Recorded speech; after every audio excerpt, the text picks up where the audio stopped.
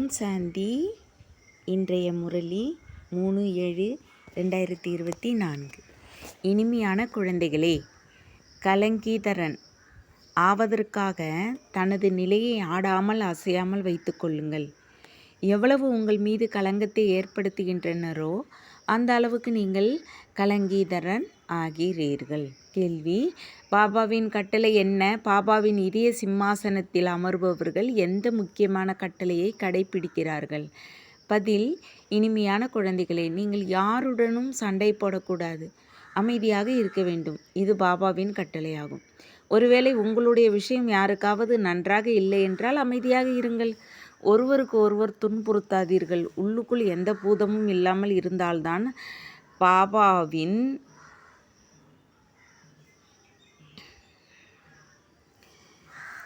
பாப்தாதாவின் இதய சிம்மாசனத்தில் அமரலாம். வாயிலிருந்து எந்த ஒரு கடுமையான வார்த்தையும் வரக்கூடாது. இனிமையாக பேசுவதை வாழ்க்கையில் கடைபிடிக்க வேண்டும். ஓம் சாந்தி. பகவான் வாக்கு: ஆத்மாபிமானி ஆகுக.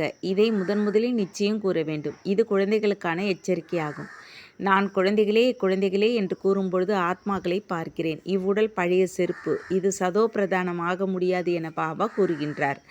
சதோ பிரதானமான சரீரம் சத்தியுகத்தில் தான் கிடைக்கும். இப்போது உங்களுடைய ஆத்மா சதோ பிரதானமாக மாறிக்கொண்டு இருக்கின்றது. அதே பழைய சரீரம்தான். இப்பொழுது நீங்கள் ஆத்மாவை சீர்படுத்தி கொள்ள வேண்டும், தூய்மையாக மாற வேண்டும். சத்தியுகத்தில் சரீரம் தூய்மையாக கிடைக்கும். ஆத்மாவை தூய்மைப்படுத்துவதற்கு ஒரு தந்தையை நினைக்க வேண்டும். தந்தை ஆத்மாவை பார்க்கின்றார். பார்ப்பதால் ஆத்மா சுத்தமாகாது. எவ்வளவு தந்தையை நீங்கள் நினைக்கின்றீர்களோ அவ்வளவு சுத்தமாகின்றது. இது உங்களுடைய வேலையாகும். பாபாவை நினைத்து சதோ பிரதானமாக வேண்டும். பாபா வழிகாட்டுவதற்காக வந்து இருக்கின்றார். இந்த உடல் கடைசி வரை பழையதாகவே இருக்கும். இது வெறும் கர்மேந்திரியங்கள் தான். இதனுடன் ஆத்மாவிற்கு தொடர்பு இருக்கின்றது. ஆத்மா ரோஜா மலர் போல மாறும்பொழுது நல்ல கடமைகளை செய்கிறது. அங்கே பறவைகள் விலங்குகள் கூட நல்லவைகளாக இருக்கின்றது. இங்கே பறவைகள் மனிதர்களை பார்த்து ஓடுகின்றது. அங்கே நல்ல நல்ல பறவைகள் முறைப்படி உங்களுக்கு முன்னும் பின்னும் சுற்றி வரும். வீட்டுக்குள் நுழைந்து அழுக்கு செய்துவிட்டு போகாது. இல்லவே இல்லை. மிகவும் ஒழுங்குமுறையான உலகமாக இருக்கின்றது. இன்னும் செல்ல செல்ல உங்களுக்கு அனைத்தும் காட்சிகளாக கிடைக்கும். இப்பொழுது காலம் இருக்கின்றது. சொர்க்கத்தின் மகிமை அளவற்றது. பாபாவின் மகிமையும் அளவற்றதே. பாபா கொடுக்கும் சொத்தின் மகிமையும் அளவற்றதே. குழந்தைகளுக்கு எவ்வளவு பெருமிதம் இருக்க வேண்டும். யார் சேவை செய்கிறார்களோ அவர்களின் நினைவு தானாகவே வருகின்றது. அந்த ஆத்மாக்களை நான் நினைக்கின்றேன் என பாபா கூறுகின்றார். ஆத்மாவில் மனம் புத்தி இருக்கின்றதல்லவா? நாம் முதல் தரமான சேவை செய்கிறோமோ அல்லது இரண்டாவது எண்ணில் சேவை செய்கிறோமோ என புரிந்து கொள்கிறார்கள். இவை அனைத்தும் வரிசை கிரமத்தில் புரிந்து கொள்கிறார்கள். சிலர் மியூசியத்தை உருவாக்குகின்றார்கள். பின் குடியரசுத் தலைவர் ஆளுநரிடம் செல்கின்றார்கள். நிச்சயமாக நல்ல விதமாக புரிய வைத்திருப்பார்கள். அவர்களுக்குள்ளும் அவர்களுக்கு என்ற குணம் இருக்கின்றது.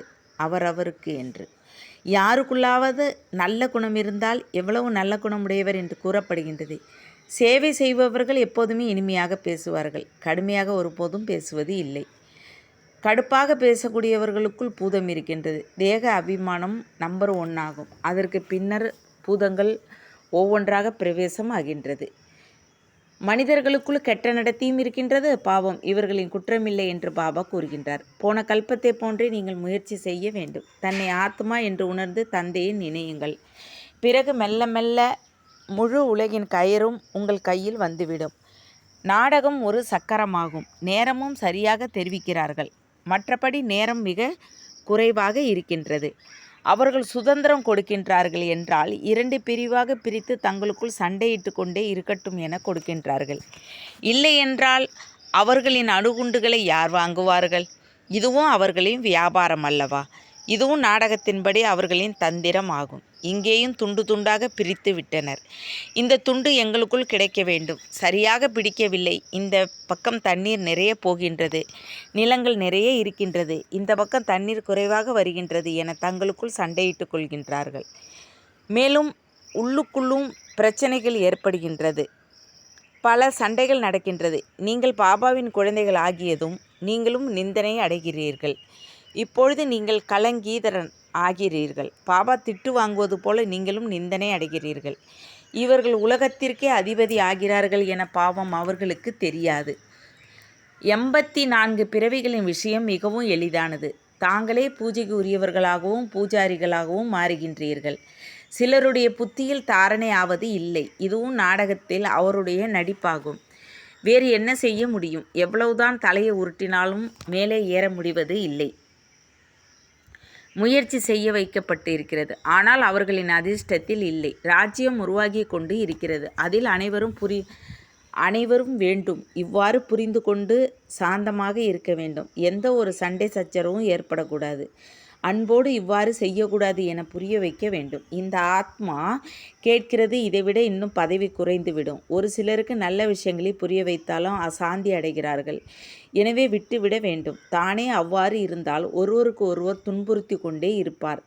இது கடைசி வரை இருக்கும். மாயாவும் நாளுக்கு நாள் கடுமையாக ஆகிக்கொண்டே இருக்கும்.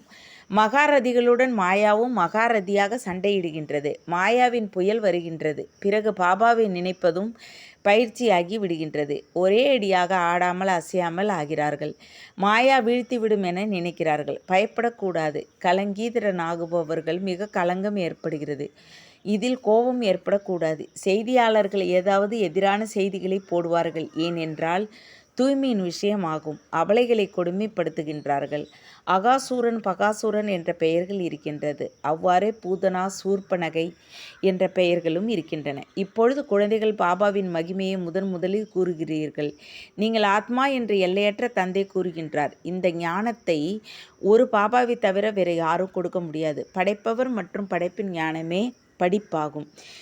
இதன் மூலம் நீங்கள் சுய தரிசன சக்கரதாரியாக சக்கரவர்த்தி ராஜா ஆகின்றீர்கள். அலங்காரம் உங்களுடையதே. ஆனால் பிராமணர்களாகிய நீங்கள் பயிற்சியாளர்களே.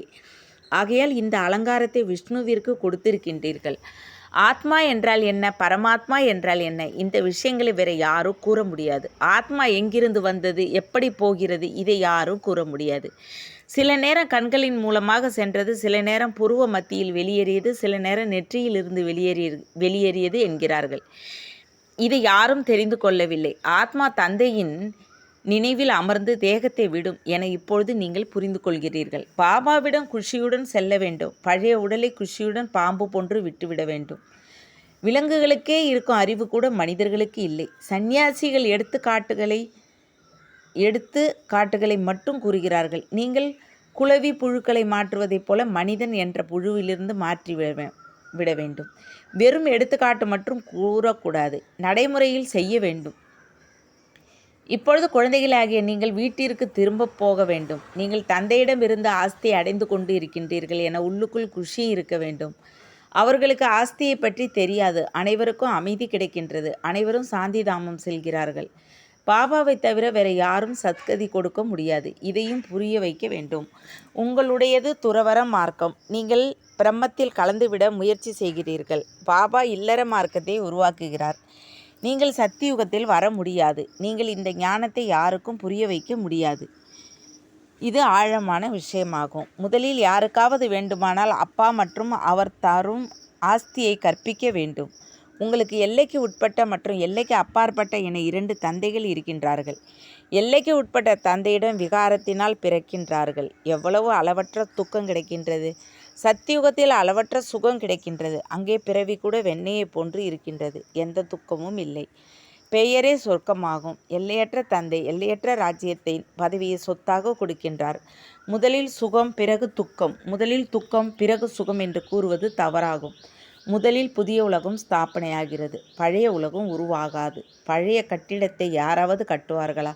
புது உலகத்தில் ராவணன் இருக்க முடியாது. பாபா புரிய வைக்கின்றார் என்றால் புத்தியில் யுக்திகள் இருக்க வேண்டும். எல்லையற்ற தந்தை எல்லையற்ற சுகத்தை கொடுக்கின்றார். எப்படி கொடுக்கின்றார் என்பதை வந்தால் புரிய வைக்கலாம். புரிய வைப்பதற்கு யுக்திகள் வேண்டும். துக்கதாமத்தின் துக்கத்தையும் கூட நீங்கள் சாட்சாத்காரம் செய்வீங்கள். எவ்வளவு அளவற்ற துக்கம் இருக்கிறது. அளவற்றது. பெயரே துக்க உலகமாகும். இதனை சுகமான உலகம் என யாரும் கூற முடியாது. சுகமான உலகத்தில் ஸ்ரீ கிருஷ்ணர் இருக்கின்றார். ஸ்ரீ கிருஷ்ணரின் கோவிலையும் கூட சுகதாமம் என்றார்கள். அவர் சுகமான உலகத்திற்கு அதிபதியாக இருந்தார். அவருடைய பூஜை இப்பொழுது கோவில்களில் நடக்கிறது. இப்பொழுது இந்த பாபா லட்சுமி நாராயணன் கோவிலுக்கு சென்றால், ஆகா, நாம் இவ்வாறு மாறுகின்றோம் என்று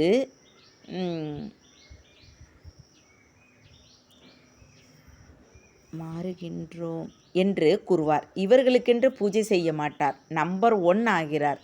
என்றால் 2ஆம் 3ஆம் வரை பூஜை ஏன் செய்ய வேண்டும்? நாமோ சூரிய வம்சியாக மாறுகிறோம். மனிதர்களுக்கு இது தெரியாது. அவர்கள் அனைவரையும் பகவான் என்று கூறுகிறார்கள். எவ்வளவு இருள் இருக்கிறது! நீங்கள் எவ்வளவு நன்றாக புரிய வைக்கிறீர்கள். போன கல்பத்தைப் போலவே நேரமாகிறது. சீக்கிரமாகவே எதுவும் செய்ய முடியாது. இப்போது உங்களுடைய பிறவியானது வைரம் போன்றது ஆகும். தேவதைகளின் பிறவியை வைரம் போன்றது என சொல்ல முடியாது. அது ஈஸ்வரிய குடும்பம் கிடையாது. இது உங்களுடைய ஈஸ்வரிய பரிவாரம். அது தெய்வீக பரிவாரமாகும். எவ்வளவு புதிய புதிய விஷயங்கள்! மாவில் சிறிதளவு உப்பு போடுவது போன்று கீதையில் உண்மை இருக்கிறது. கிருஷ்ணரின் பெயரை போட்டு எவ்வளவு தவறு செய்து விட்டனர். நீங்கள் தேவதைகளை தேவதை என்கிறீர்கள். பிறகு கிருஷ்ணரை பகவான் என்று ஏன் கூறுகிறீர்கள்? விஷ்ணு யார்? இதையும் நீங்கள் புரிந்து கொள்கிறீர்கள். மனிதர்கள் ஞானமில்லாமல் இவ்வாறு பூஜை செய்து கொண்டு இருக்கிறார்கள். சொர்க்கத்தில் இருந்துவிட்டு சென்றவர்கள் பழமையான தேவி தேவதைகள். அனைவரும் சதோ ரஜோ தமோவில் வர வேண்டும். இச்சமயம் அனைவரும் தமோ பிரதானமாக இருக்கின்றார்கள். குழந்தைகளுக்கு நிறைய கருத்துக்களை புரிய வைக்கிறார். நீங்கள் பேட்ச் மூலமாக கூட புரிய வைக்கலாம். அப்பா மற்றும் கற்றுத்தரக்கூடிய டீச்சரை நினைக்க வேண்டும். ஆனால் மாயாவின் போராட்டம் எவ்வளவு நடந்து கொண்டு இருக்கிறது. மிகவும் நல்ல நல்ல கருத்துக்கள் தோன்றி கொண்டே இருக்கின்றன. நீங்கள் கேட்கவில்லை என்றால் பிறருக்கு கூறுவீர்கள். பெரும்பாலும் பெரிய மகாரதிகள் வெளியே செல்லும் பொழுது முரளியை தவற விடுகிறார்கள். பிறகு படிப்பது இல்லை. வயிறு நிறைந்திருக்கிறது. எவ்வளவு ஆழமான விஷயங்களை கூறுகிறேன். அதை கேட்டு கடைபிடிக்க வேண்டும் என பாபா கூறுகிறார். தாரணை செய்யவில்லை என்றால் அரைகுறையாகவே இருப்பார்கள். நிறைய குழந்தைகள் நன்கு சிந்தித்து நல்ல நல்ல கருத்துக்களை கூறுகிறார்கள். அவரவர் நிலைக்கு ஏற்ப கருத்துக்களை கூறுகிறார்கள். பாபா இதை பார்க்கிறார். இவர் கூறாத கருத்துக்களை கூட சேவை செய்யக்கூடிய குழந்தைகள் கூறுகிறார்கள். சேவையிலேயே ஈடுபட்டு இருக்கிறார்கள். பத்திரிகையிலும் நல்ல கருத்துக்களை போடுகிறார்கள்.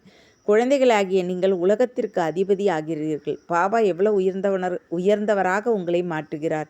முழு உலகத்தின் கயிறும் உங்கள் கையில் வரப்போகிறது என பாடல் கூட இருக்கிறது அல்லவா? யாரும் பறிக்க முடியாது. இந்த லட்சுமி நாராயணன் உலகத்திற்கே அதிபதியாக இருந்தனர் அல்லவா? அவர்களை கற்க வைக்கக்கூடியவர் நிச்சயமாக பாபாதான். இதையும் நீங்கள் புரிய வைக்க முடியும். அவர்கள் ராஜ்ய பதவியை எப்படி அடைந்தார்கள்? கோவிலில் இருக்கும் பூசாரிகளுக்கு கூட தெரியவில்லை. உங்களுக்கு அளவற்ற குஷி இருக்க வேண்டும். ஈஸ்வர் சர்வவியாபி இல்லை என்பதை நீங்கள் புரிய வைக்கலாம். இச்சமயம் 5 பூதங்களும் சர்வவியாபியாக இருக்கின்றது. ஒருவருக்குள்ளும் இந்த விகாரங்கள் இருக்கின்றது. மாயாவின் 5 விகாரங்கள் இருக்கின்றது. மாயை சர்வவியாபியாக இருக்கிறது. நீங்கள் ஈஸ்வரனை சர்வவியாபி என்கிறீர்கள். இது தவறல்லவா? ஈஸ்வர் எப்படி சர்வவியாபியாக முடியும்? அவர் எல்லையற்ற ஆஸ்தியை கொடுக்கின்றார். முட்களை மலராக மாற்றுகின்றார். குழந்தைகள் புரிய வைப்பதற்காக பயிற்சி செய்ய வேண்டும். நல்லது. இனிமையிலும் இனிமையான காணாமல் போய் கண்டெடுக்கப்பட்ட செல்ல குழந்தைகளுக்கு தாயும் தந்தையுமாகிய பாப்தாதாவின் அன்பு நினைவுகள் மற்றும் காலை வணக்கம். ஆன்மீக குழந்தைகளுக்கு ஆன்மீக தந்தை நமஸ்தே. ஆன்மீக தந்தைக்கு ஆன்மீக குழந்தைகளே அன்பு நினைவுகள் மற்றும் நமஸ்தே. தாரணைக்கான முக்கிய சாரம். 1. யாராவது அசாந்தியை பரப்புகின்றார்கள் அல்லது துன்புறுத்துகின்றார்கள் என்றால் நீங்கள் சாந்தமாக இருக்க வேண்டும். ஒருவேளை புரிய வைத்தும் தன்னை மாற்றிக்கொள்ளவில்லை என்றால் இவர்களுடைய அதிர்ஷ்டம் இவ்வளவுதான் என்று கூறுவார்கள். ஏனென்றால் ராஜ்யம் உருவாகி கொண்டு இருக்கிறது. 2. நன்கு சிந்தித்து ஞானத்தின் புது புது கருத்துக்களை கண்டுபிடித்து சேவை செய்ய வேண்டும். பாபா தினந்தோறும் முரளியில் ஆழமான விஷயங்களை கூறுகின்றார். அதை ஒருபோதும் தவறவிடக்கூடாது. வரதானம். பவித்திரத்தாவின் ஆதி அனாதி விசேஷமான குணத்தின் ரூபத்தை சகஜமாக தன்னுடையதாக்கும் பூச்சிய ஆத்மா ஆகுக. பூஜைக்கு உரியவராவதற்கான விசேஷ ஆதாரம் பவித்திரத்தா.